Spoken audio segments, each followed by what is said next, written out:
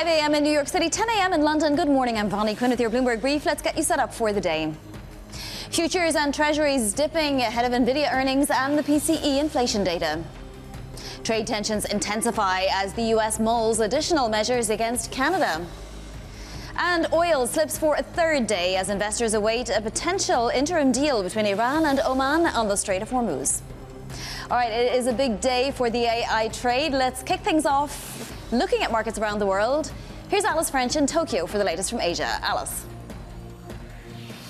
Good morning. Yes, look, we've been in somewhat of wait-and-see mode, I think, here today ahead of Nvidia. We can see the benchmarks did find some strength later in the day, but we opened pretty weak. Tech shares, including those big chip makers like SK Hynix, seeing some selling. I think a lot of investors sort of holding off until we find out more from the Nvidia report. Elsewhere in the yen, we can still see it holding around that 159 mark. We do have some comments from the BOJ Deputy Governor Himino coming tomorrow. I think a lot of people will be watching for how hawkish he's going to be ahead, of course, of the BOJ's meeting in September, and we'll see if we do see any weakening towards that 160 level.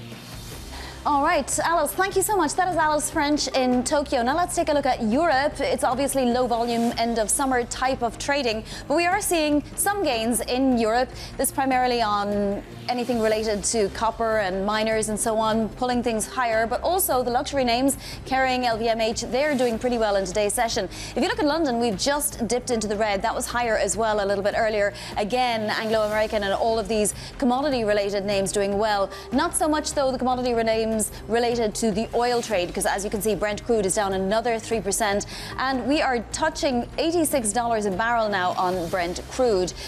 Obviously, software has a lot to do with this as well. Zoom and Intuit disappointing in the United States yesterday, so SAP and Dassault, for example, are lower. Let's take a look at some of those commodities that I mentioned, because we're closing in on a record for copper. We're up 16% this year on copper, and that's also having an impact. If you take a look at gold, we're already up 15% just this month on gold. We came off the boil a little bit yesterday and again today, but we're still at 46 and change an ounce. And then I did want to point to European natural gas as well. It's going to be a real tough winter. Apparently, the prices are going to be at their highest in 3 years, particularly in the UK. And while Labour said it was going to save everybody £300 on those prices, they've already risen by more than that per year per household. Let's take a look at the United States, because that overhang from Intuit and Zoom obviously are going to impact the trading in software names today. Now, software and services has been doing the best in the S&P 500 this month, and that's likely to change. As you can see, futures pointed just very fractionally lower. NASDAQ futures also pointed lower. Nvidia did snap that 7-day losing streak yesterday, and the SOX index was higher as well. Nvidia, though, ever so fractionally higher in the early trade. Let's take a look at yields, because they are lower once again today. Now, oil playing a big part in that. There's also discussion about how much Scott Bessent's intervention is actually impacting this trade. The 30-year yield, as you can see, well down to below 518. And if we look at the 2-year yield, we're off yesterday morning's highs. We're at 419.70 as traders await Jackson Hole. And of course, more inflation data today, which is expected to look a little soft. Let's get to some individual market movers now. For that, we'll go to London and Chloe Maley. Good morning, Vonnie. As you were mentioning, we are seeing Nvidia slightly in the green this morning ahead of those earnings. Of course, those results will be really key to understanding where the AI trade goes next, as we still have all of those worries around this potential AI overspending. So we could see maybe some cautious optimism there ahead of this report. Moving on to Intuit, which is a tax preparation software company and has disappointed investors with quite a weak outlook, which analysts have said points to maybe a deceleration across many different segments, and is really weighing on that stock this morning. We're down about 11%. And finally, another software stock that is also in the red today, that is Zoom, which has also provided quite a weak outlook, and that is despite the fact that it released a bunch of new products that include new AI features. And so we are seeing this a slightly muted outlook really dragging down those shares this morning, and we are down about 6% in pre-market trading. And no doubt it will have an impact on today's trade. Chloe, thank you so much. Chloe Maley there will be back later in the hour. We're going to be drumbeating as well to the PCE data and, of course, Jackson Hole and the war speech with Maley of Miller Tabak. First, though, stock futures slipping ahead of Nvidia earnings after the market closed today. Traders holding back while they wait for key gauges on AI's massive expansion. Joining us now is Bloomberg Tech Europe host Tom McKenzie.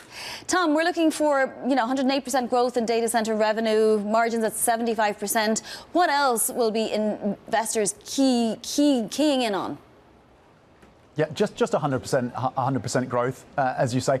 Look, revenues are expected to double to more than $92 billion in the second quarter. Earnings per share expected to come in at above $2 per share, around $2.06. So we're watching that as well. Really, the focus is going to be on what they guide Nvidia and the team, and Jensen and the team, in terms of that demand, what the backlog is looking like, and how quickly they're ramping up the Vera Rubin as well. How much demand there is for that most cutting-edge GPU that they've produced. But you're right to point out the margins, and the gross margin has come in at typically around 75%. Can they preserve that margin in the face of higher costs, particularly when it comes to memory? HBM, high bandwidth memory, we know the prices there have soared, and the reporting they've already had to talk about putting up prices for some of their key customers. So the margin will be in focus as well. When it comes to the customers, to what extent are they broadening, if at all, that customer base that is quite concentrated? That may be an area of focus as well for analysts. And then there's the competition part, and we've been speaking, the team stateside, been speaking to the OpenAI chip head about that jalapeno chip that they've produced, which could compete with Nvidia on some levels when it comes to inference. Other competitors out there, Google's TPUs, of course, Amazon's building its own silicon. So the competitive story and anything that Nvidia has to say to address that could also be interesting. But really, it's going to be about the backlog, and it's about the margins, I think. And also, Tom, the constraints, right? What's the bigger constraint now for the likes of Nvidia? Is it financing? Is it shortages? Is it the supply chain? They have this epic grip on the supply chain, which is why the fact that they had to raise prices, or at least are asking their customers to increase prices or to absorb prices that are up to 15% higher on some of their servers, was notable. They have this incredible grip on the supply chain, but even Nvidia, it seems, is not immune to higher memory prices. Maybe it suggests that they have pricing power, that they have such a strong grip on the GPU market, that their chips are so in demand that they can afford to be able to push up prices without risk of their customers going elsewhere to the likes of AMD and others. Interestingly, this is also a company, of course, that is central to that financing around the AI ecosystem. Bank of America pointing out that if you look at their equity investments in companies like OpenAI and Anthropic, that amounts to about $70 billion US. That is still only about 15% of their expected free cash flow. So they can afford to do this at the moment, but how far do they want to go along that route with rates moving higher as they are?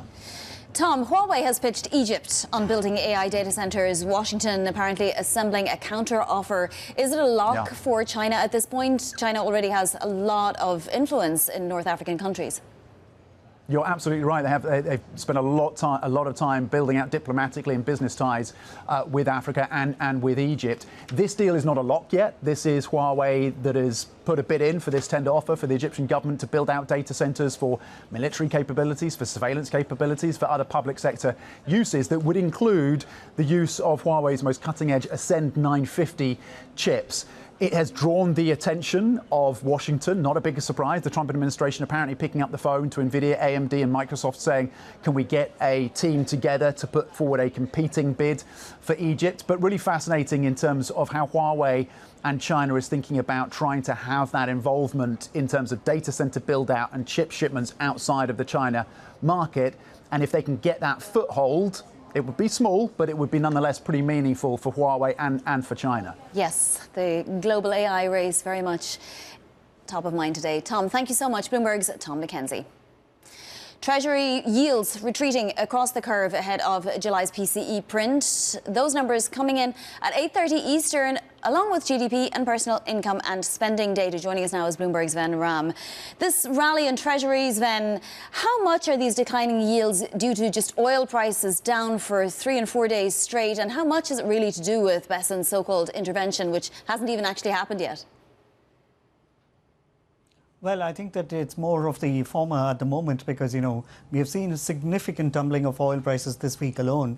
And if you look at the tumble in oil prices, what it means is that, the average oil price this year is still below the baseline estimate, for instance, for some of the major central banks, the ECB and the Bank of England. So I think that, that is giving the immediate spur for the moves.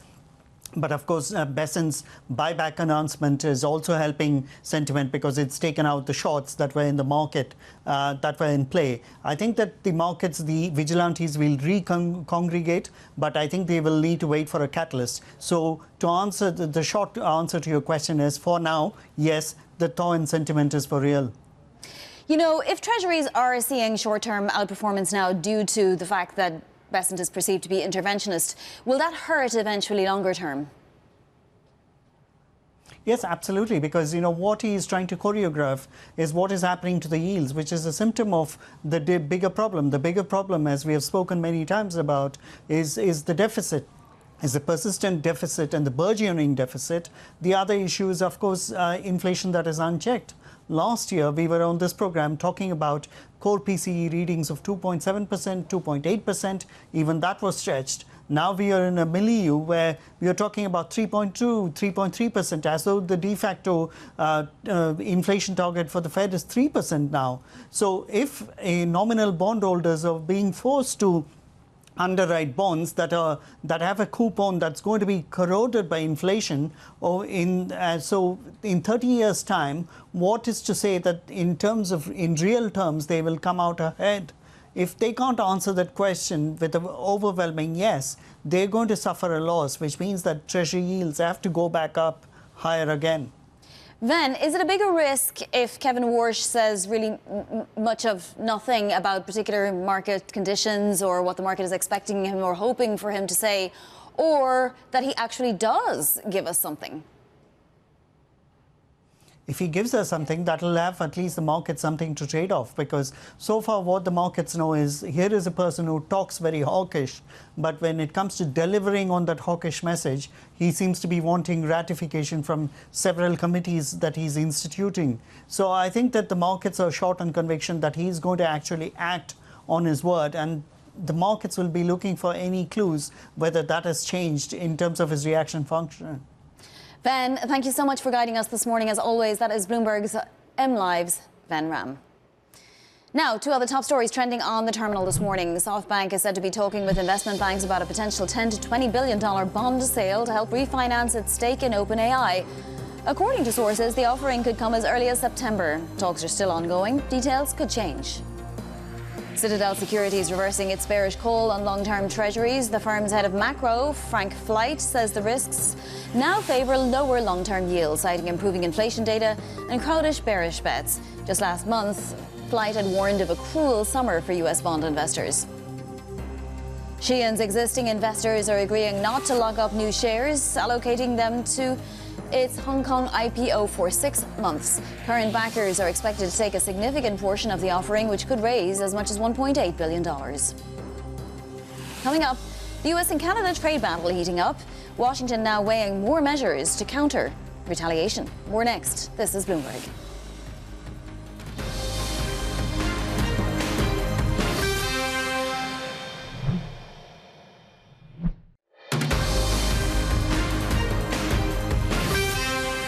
I told the Prime Minister, no deal is better than a bad deal. And we have to go tariff for tariff and dollar for dollar. And it's unfortunate.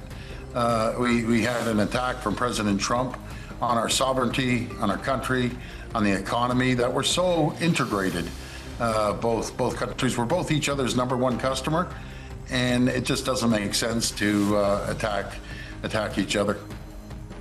Ontario Premier Doug Ford speaking to Bloomberg TV after Prime Minister Mark Carney announced dollar-for-dollar retaliation to new US tariffs on Canadian goods, a portion of them. Washington now mulling additional trade penalties against Canada. Let's get more with Bloomberg's Brendan Murray. What kind of further escalation could possibly be on the cards, Brendan? Well, President Trump has already announced that come January 1st, additional tariffs on Canadian imports would take effect. So he's already, in effect, announced his escalation of the current situation. So over the past 48 hours, we've really heard both sides hurl insults at each other. We've had this, kind of silly thing of President Trump saying he wants to change the name of Lake Ontario to Lake America. So we've kind of gone from the absurd to where we are now is where, as Doug Ford said in the interview with Bloomberg, can't we just be friends again? So this tells me that both sides are headed back to the negotiating table, maybe not in the near term, but neither side really wants to inflict much more economic pain on the other. Prime Minister Carney has some cards that he could play that could hurt American electricity users. Of course, there's Canadian energy exports to the U.S. All of those are, none of those have been threatened at this stage, but the U.S. From what we hear in Washington is preparing some measures, whether those be the existing authorities under 232 or 301 measures that the White House could take. But the rhetoric seems to be at the moment ratcheting back a bit, and both sides sound like that they want to try to get some resolution here. But at the moment, there are no talks planned. But it sounds like the economic pain, Canada is already starting to feel it, and so the impulse there from the government will be maybe we should try to get back to the negotiating table. Yeah, I mean, President Donald Trump, he's involved in so many standoffs right now, and often he does this as escalation to de-escalate, right? But what would be the catalyst for de-escalation? It's not like there's any, meeting planned or any event that's happening that would be the primary deadline, let's say, for a de-escalation. Well, the catalyst would come from these border states where American consumers and businesses are going to get hit come September 8th by Canada's tariffs on U.S. exports. So there could be some members of Congress, some Republicans who are in tight races for the midterm elections coming up in November who say, look, enough's enough. We've made your point with Canada, and maybe we'll get some concessions from them by pushing them on tariffs. But until we see that, Congress is on recess, of course, and members of Congress are back in their districts hearing from constituents. So it could take a few days or possibly a few weeks before the White House really feels the backlash from not just Democrats, but Republicans in the House and Senate. All right, Brendan, thank you so much. That is Brendan Murray, our trade czar. In the Middle East, Iran and Oman working towards what's being called an interim plan to reopen the Strait of Hormuz, oil falling for the third straight day. Bloomberg's Abir Abu Omar is with us now. What exactly is this interim deal? What is an interim deal to allow ships through the strait? Yeah, good morning, Vonnie. A lot of unclarity. I mean, in your question as well, you can just sense that we don't have a lot of details about what exactly it alludes to. We've reported, obviously, over the past month that there is some mechanism for inbound and outbound ships using the northern part of the Strait of Hormuz and the southern part of the Strait of Hormuz. But what we know about this is a joint statement by both Iran and Oman came out yesterday, suggesting that this is a temporary deal to reopen some movement in the crucial waterway, of course, with the next 30 to 60 days for further negotiations over a more permanent solution.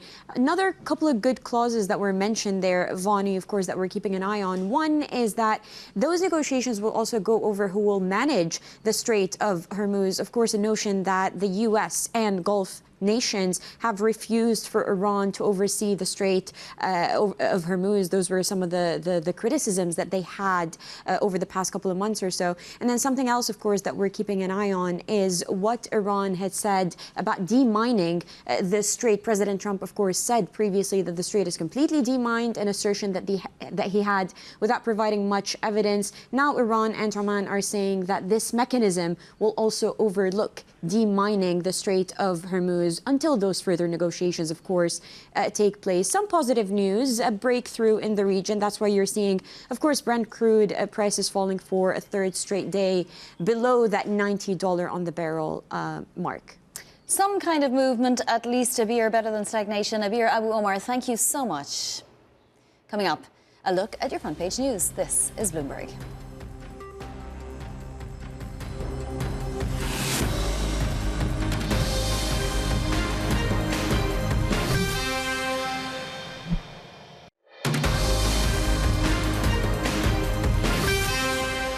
This is Bloomberg Brief. I'm Bonnie Quinn in New York. Time now for your front page news. First up, the Wall Street Journal on the South Carolina Republican Senate primary runoff.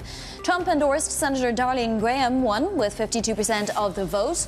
The runoff was seen as a test of Trump's endorsement power. Graham will face Democrat Annie Andrews in the fall general election.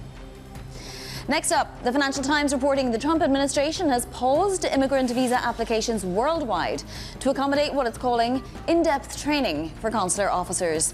It's looking to screen out candidates deemed likely to need U.S. assistance. Applicants with scheduled interviews have received emails that their appointments are being rescheduled, according to the FT.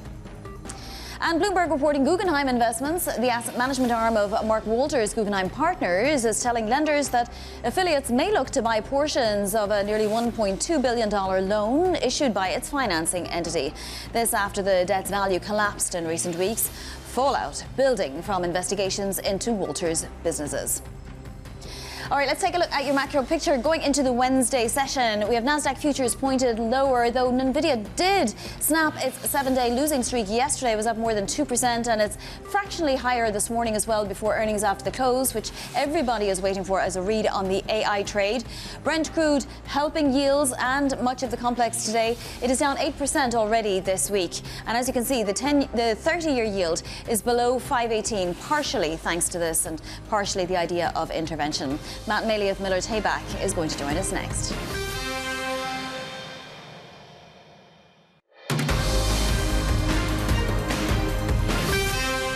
It's 5:30 a.m. in New York City, 10:30 a.m. in London. Good morning, I'm Bonnie Quinn with your Bloomberg Brief. Let's get you set up for the day.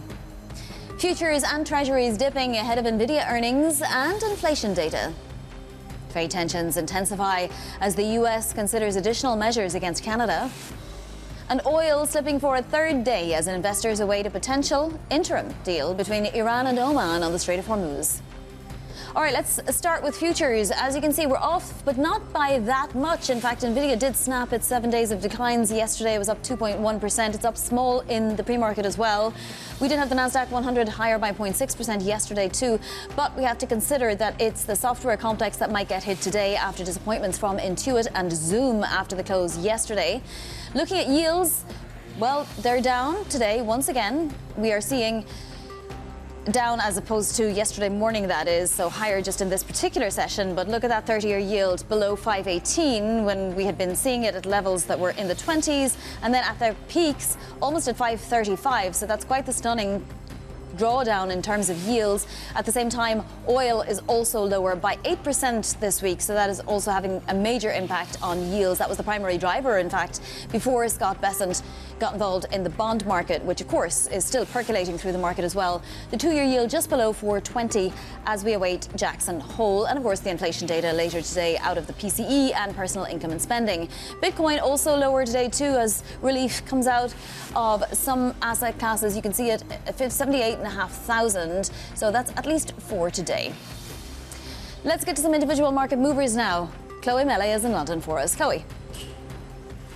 Good morning, Bonnie. Of course, all eyes are on Nvidia today ahead of those earnings. We will know a little bit more about the health of the AI trade, and this will have no doubt some impact on chip stocks really across the world. And there's maybe some note of cautious optimism this morning in pre-market trading, with Nvidia up about 0.2%, so not a huge boost, but slightly in the green. Moving on to Intuit, which is the software company that has really disappointed investors with quite a weak outlook. We can see that reflected in the shares taking quite a hit this morning, with analysts mentioning a deceleration in some key divisions for the company.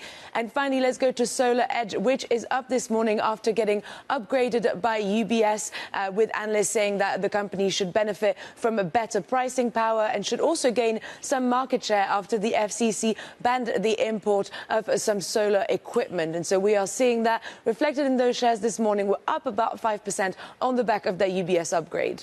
All right, some positive news for the solar equipment makers. Chloe, thank you so much. Chloe Maley there in London. Matt Maley of Miller Tabak sounding the alarm on equities ahead of what he's calling a hurricane season for stocks. He's writing The semiconductor index has only retraced about half its July decline and is now starting to roll over again, reminiscent of the kind of divergence with the S&P 500 we saw when the internet bubble burst. So if that weakness continues, it would be a major warning flag for the broader stock market. Matt Maley joins us now. He's Chief Market Strategist at Miller Tabak. Does everything hinge on Nvidia earnings when it comes to the AI trade and everything related to it, Matt? Well, a lot will, I think. And of course, we have Chairman Warsh speaking later this week as well. But, like I said, we're heading into hurricane season in the U.S. and the Caribbean right now. And the one thing about that is if you live in Florida, you want to get insurance, it's ridiculously expensive, or if you can get it at all. Thankfully, in the stock market, as we're heading into this September-October timeframe, which is seasonally a tough time for the stock market, the VIX is very low. So if people want to buy some insurance by buying, some VIX options, whether it be VIX calls or maybe some puts on some indexes, it's relatively inexpensive. So that's one thing that does bode well. But as you mentioned, what happens with Nvidia and the chip stocks, I think, is going to be most important. Yeah, I mean, why is insurance so cheap at the moment? I don't mean insurance for Florida homeowners. I mean insurance on, some kind of an equity market sell-off. Ed Yardeni asking this morning, we could be at peak fear, peak yields, peak earnings, and peak AI. That's a lot of peaks in there that we're potentially meeting, Matt. Yeah, I mean, there are a lot of concerns out there, and I think that's a decent reason why to buy some insurance. But we have whatever it be with what's going on with the interest rates, having moved up to basically its highest level, and we've all heard about the last 20 years, et cetera. And they have come down slightly, but they're still very elevated. And whether it be the situation in the Middle East, whether it be AI, and why are these chip stocks underperforming the S&P in this recent bounce? The same thing with Korea, which was very similar to what we saw in 2000. And so I just think with what Ed Yardeni talks about, how we're seeing a normalization in interest rates, that they're back to levels that are more normal, between 4% and 5%. Well, that's fine, but if interest rates are going to be higher, that tells me that valuations are going to have to normalize a little bit as well, and that's going to have to come to the downside. So again, no guarantees. The market doesn't always go down in September, but I just think with the VIX as cheap as it is, and insurance as cheap as it is, you can buy a little bit here just in case. So you talked about the semis retracing some of their decline but rolling over again. Is there any part of the AI trade that's most at risk? Obviously, the software trade could be at risk again today after Intuit and CRM yesterday. Yeah, I mean, there's a couple things. First of all, you're right with what's going on with the software sector, because the major indexes, the S&P and the Nasdaq, of course, are very highly weighted in the tech sector, with the tech sector. And so if they start to roll over again, the indexes have to come down. And if the indexes come down, some of those people stop rotating and start rotating into cash. And but the situation again, we have with the chip stocks, is that so many different companies, basically every company has reported great earnings, and everybody except for Broadcom has reported good guidance, or very good guidance, and yet the stocks have sold off, kind of in a sell the news reaction. Thankfully, in a way, it's weird because the recent weakness in Nvidia is actually a pretty good setup. So hopefully that won't happen there. But if we get another sell the news move in the most important chip stock out there, that could create some problems. Well, the action in the run-up to this earnings report has been fascinating. Yesterday was really the only day of gains after 7 days of losses. Now, let's move to other parts of the market. Tom Barkin saying this yesterday: we're a global currency, rule of law, all the reasons people keep buying the debt. But at some point, people will stop buying your debt, and that's the risk out there. Sounding the alarm, and obviously this has been in the ether over the last several weeks, no more so than yesterday with the Stanley Druckenmiller op-ed, Matt. What do you think about what's happening with yields in the Treasury market, and whether we should be concerned right now? Yeah, Vonnie, I mean, the thing that we have is that the situation with yields, I mean, everybody's been worried about for decades, hey, what's going on with inflation? Is the economy overheating? Will that cause people to raise the central banks to raise interest rates, or for long-term yields to rise? But now we have this issue of debt, excuse me, and the budget deficits.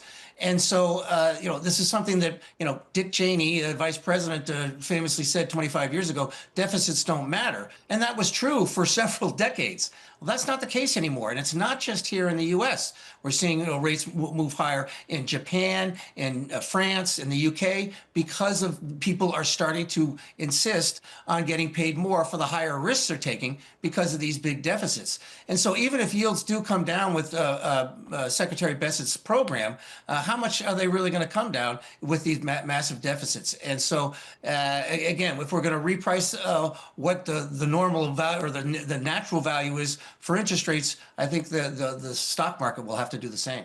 Is it important that yields stay around the levels they're at now or lower, Matt, in order for stock performance to continue? Or is it the opposite? If they continue on higher, well, that just makes stocks potentially more attractive because obviously there's a little bit more risk being priced in.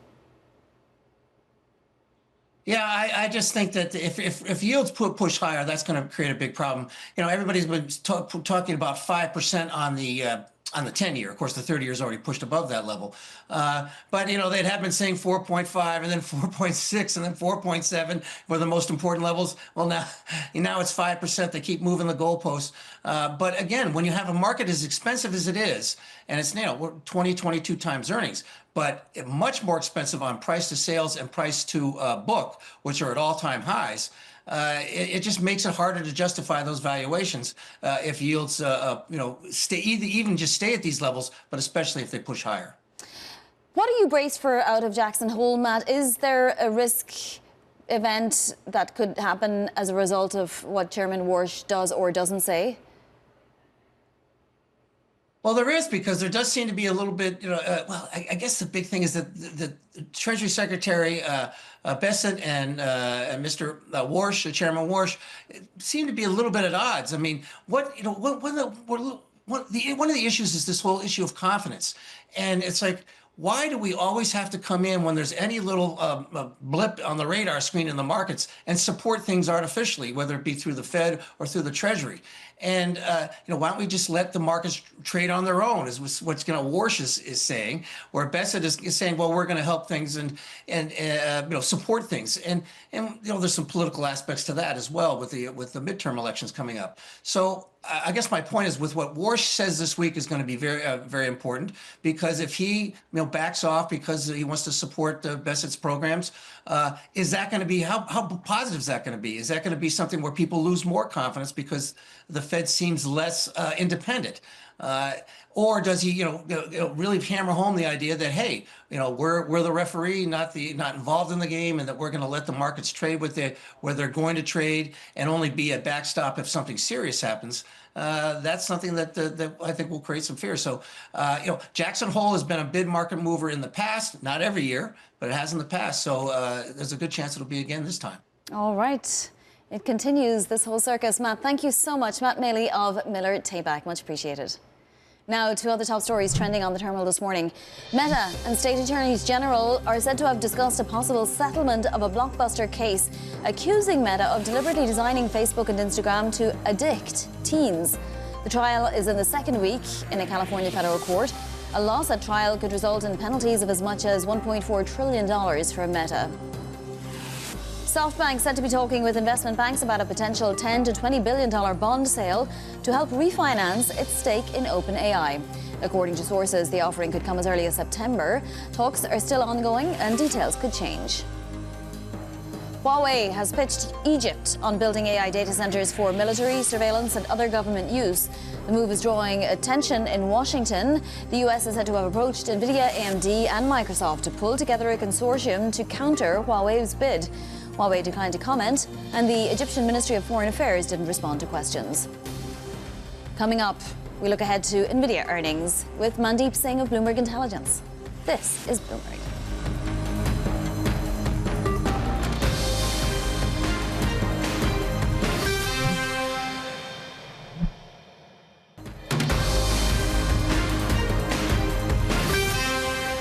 This is Bloomberg Brief. I'm Bonnie Quinn in New York. Starting in tech, Nvidia snapping its losing streak ahead of its earnings report today. The results expected to give investors a key barometer for the state of the AI trade. Joining us now is Mandeep Singh, Bloomberg Intelligence Global Head of Technology Research. What are we going to learn today about AI infrastructure demand, Mandeep?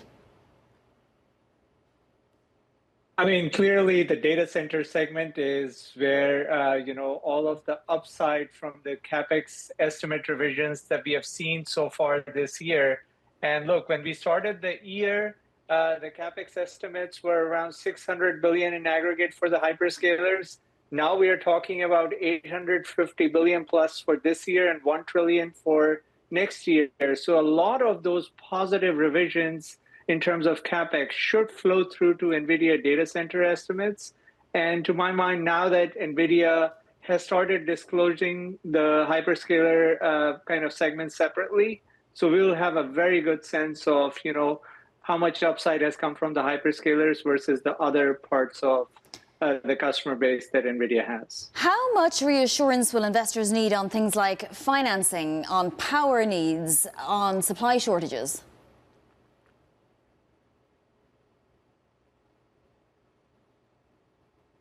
Yeah, so that's where I think when it comes to hyperscalers, they will figure all these things out on their own. Where NVIDIA is helping the ecosystem is, the neo clouds, the inference clouds, and, some of the other smaller players. And look, NVIDIA really wants to develop a big ecosystem around their chips. So that's where they're flexing their balance sheet, when it comes to some of the backstops that they have done for the neoclouds and really kind of getting the private equity together in terms of lending to some of these smaller players. But I think overall, we should look at the earnings from the standpoint of how much the hyperscalers are still dependent on NVIDIA versus how much the smaller players are able to grow with NVIDIA support. And I think that will be a good proxy for how to model the earnings going forward. We saw NVIDIA's credit stress there on a chart topping that of hyperscalers by a decent margin, and I'm curious, a lot of investors and analysts are saying that NVIDIA is undervalued here, but could today, for example, be the catalyst for reducing that credit stress and for perhaps pushing the price higher once again? Yeah, look, the price action hasn't been great for a lot of these infra companies that continue to be beneficiaries of CapEx. And sometimes we let the price action kind of determine our view on the fundamentals. I mean, look at the fundamentals. Everything in terms of the estimates has been revised upward, north of 15, 20% for all of these companies, including NVIDIA. And so from that perspective, the fact that data center segment growth is accelerating compared to where it was last year, fundamentals look really solid. And some of that is accounting for memory price increases, which they are passing on to their customers. But at the same time, the overall top line seems to be accelerating. The gross margins seem to be holding up. So that's a reflection of solid fundamentals, which is not getting reflected in the price action year to date. Just a different company, SoftBank is considering up to a $20 billion bond sale for an OpenAI stake. Will it be met with plenty of appetite, Mandeep?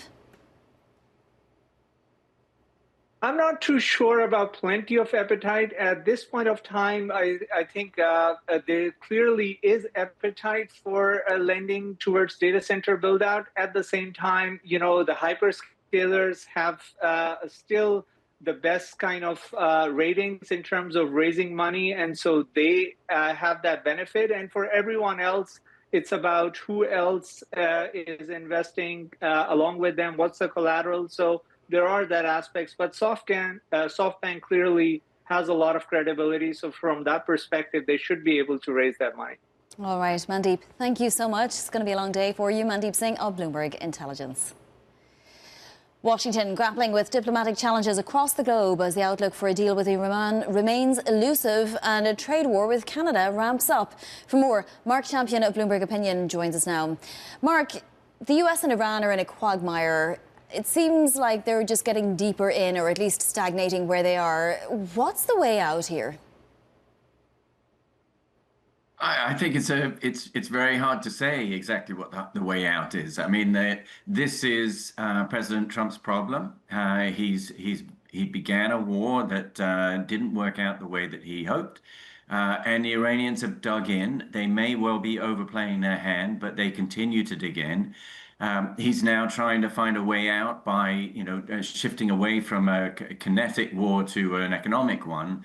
But the Iranians have a vote in that. So if he succeeds in really pressing them for the economy to collapse, they have two options. One is to cry uncle, and the other is to increase the pain on the U.S. and the global economy.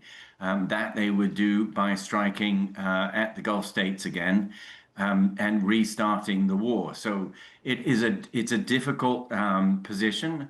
The one sort of little piece of hope that I can see for some kind of compromise is that the Oman-Iran talks, which have been going on for a while about the control of the Strait of Hormuz, they have now shifted to an attempt to create a temporary deal to open the Strait. And that, I'm not sure exactly how to interpret that, but it's possible that this is the Iranians saying, okay, we'll look for something temporary and then, go from there. How are the Iranians gaming this out, Mark? Is there a way for them to provoke Trump into some kind of conciliatory or less aggressive action without actually doing anything that would provoke, real retribution once again on the part of the United States, which I'm sure there's no appetite for in Iran? Yes, I mean, they don't want a return. They will try to avoid a return to all-out war. That, includes a lot of risks for them. But they're not as afraid of it as Trump seems to think. And a kind of low-level war, the sort of thing that we have now, in some ways, serves the regime, serves the hardliners in the regime, the IRGC, the Islamic Revolutionary Guard Corps, because for them peace is quite dangerous.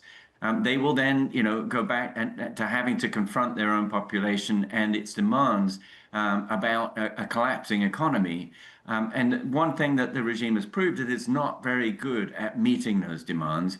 And it is actually the economy has mutated around, decades of sanctions. And that has served the IRGC and its economic interests. It now sort of dominates much of the economy. So to unpick all that and to really open up and get investment flowing in from abroad, it poses dangers to the IRGC itself.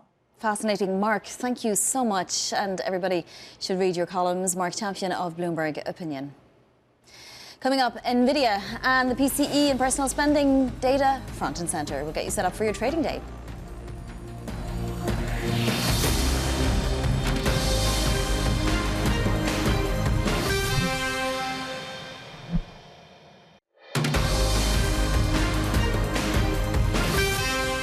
This is Bloomberg Brief. I'm Vonnie Quinn in New York. Now a look at what's ahead for your Wednesday session. First up, the main event, PCE and personal income and spending data coming at 8:30 Eastern Time alongside GDP and durable goods orders. Then more Fed speak again from Richmond Fed President Tom Barkin. That's at 11:45 a.m. And the big one, Nvidia earnings after the market close around 4:20 p.m. is when we're expecting them. Plus we get HP and Salesforce as well. This is your macro picture coming into the session. Nasdaq futures down small, Nvidia about 0.3% in the pre-market. Your 30-year yield up a basis point but down from yesterday morning. That is it for Bloomberg Brief. Surveillance is next. This is Bloomberg.